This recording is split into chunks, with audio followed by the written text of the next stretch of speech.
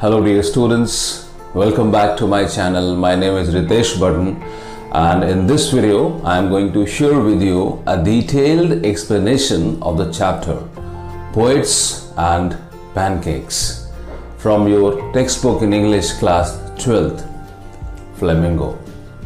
This is a very important explanation. Please watch this short video till the end very carefully. And if you are new on my channel, please subscribe. Thank you so much if you have already done it.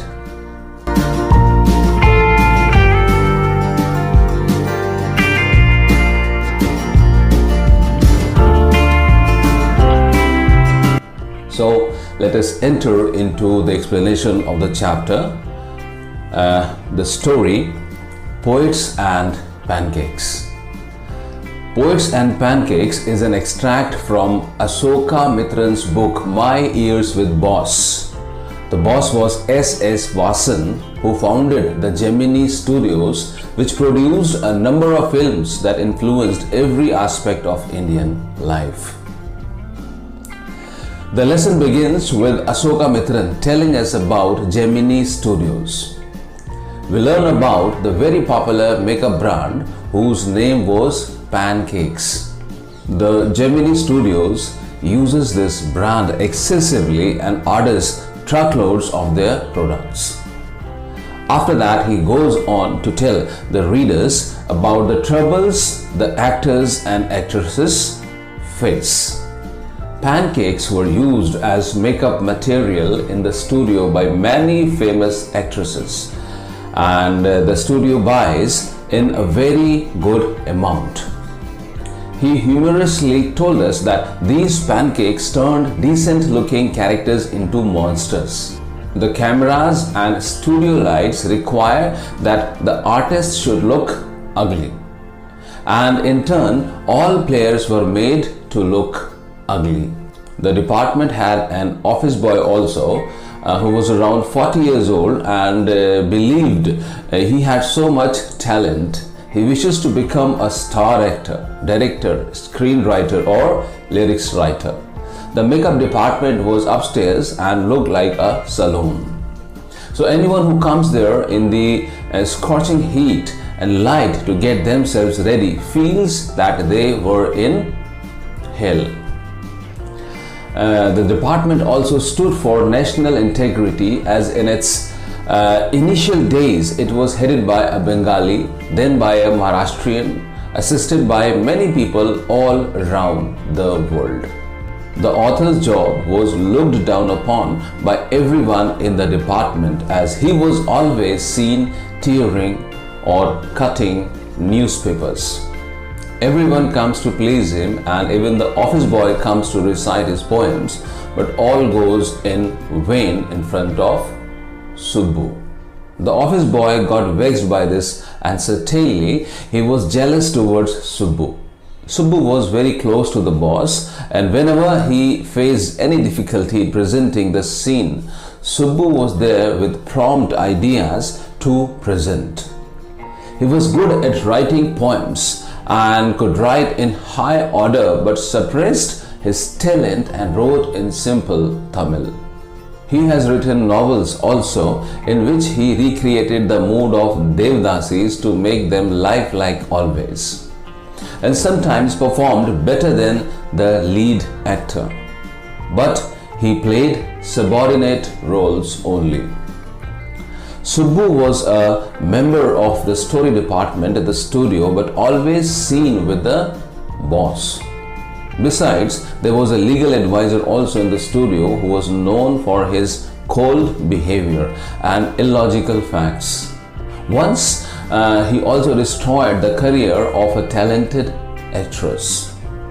One day, an actress showed angry words on the sets and spoke against the producer.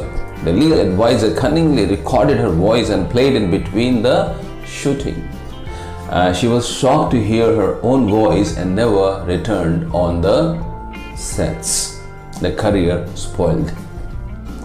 The Gemini Studio hosted the most influential plays, and they became a huge success. And later on, he came to know that MRA was the counter-communist movement. The writer also informed about the visit of an English poet named Stephen Spender for an unknown reason. Grand preparations were done to welcome or for Stephen Spender. They were all concerned about his purpose of visit and could not understand what he spoke about. Ashokamitran's duty was not considered important by all, and he was engaged in paper cutting and making files. Everybody wanted to give some task to him, and he also remains at beck and call. The author soon looked at a notice in the Hindu newspaper. He came to know that the editor of that journal was none other than Stephen Spender. After that, he came to know about a book titled The God That Failed. It contained 6 essays about the failed communism, and out of them, one was written by Stephen Spender. The mystery was solved and the purpose too. Now let's have a look of the main characters of the chapter Poets and Pancakes. And you are requested to watch this part also very carefully. This is very important. Poets and Pancakes main characters, and let us make a sequence. And number 1 is Ashokamitran. And he, in the chapter, he is the author of the narrative and an employee of Gemini Studio. Ashokamitran's work was to cut newspaper clippings, paste these and maintain a file of the same. The other staff looked down on his job and believed themselves to be superior to him. Next is Office Boy. The office boy was not really a boy, but a grown-up man. He was 40 years old. He was in charge of the crowd makeup. Though his job was an easy one, he considered himself to be a skilled artist. He has once desired to be a star actor or a top screen writer. He blamed Subbu for his failure. And next is Kothamangalam Subbu. Kothamangalam Subbu. Kothamangalam Subbu was the number 2 at Gemini Studios. Though he definitely came from a less advantaged background than the office boy, being a Brahmin by birth had given him better exposure than the office boy. He had the ability to look cheerful at all times, and his undivided loyalty was to Vasan, the principal of Gemini Studios. Extremely creative, Subbu directed all his talent to his principal's advantage.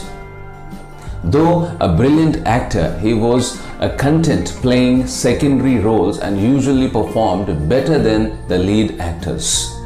Without a doubt, Subbu gave direction and definition to Gemini Studios during his golden years. Subbu was an extremely talented poet as well.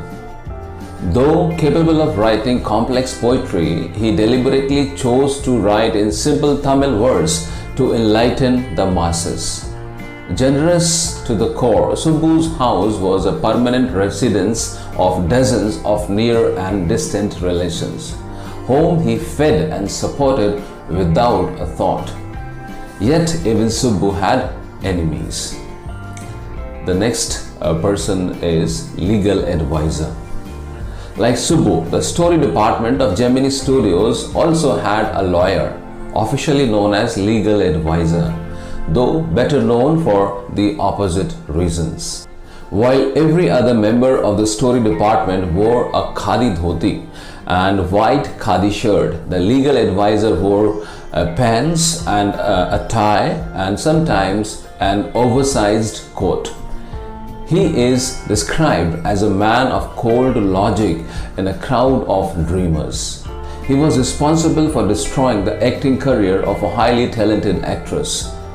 by his irresponsible behavior. Next is Stephen Spender. Stephen Spender, an English poet, editor, and a one-time communist, came to Gemini Studios and gave a speech. His lecture was about communism on one side and about his struggle to establish as a poet on the other. The content of the speech and the accent of the poet left everyone utterly bewildered, confused. The reason for his visit remained an unexplained mystery. Ashoka Mitran later discovered that Stephen Spender was the editor of the British periodical called Encounter, when he accidentally chanced upon Spender's essay on communism in the book The God That Failed.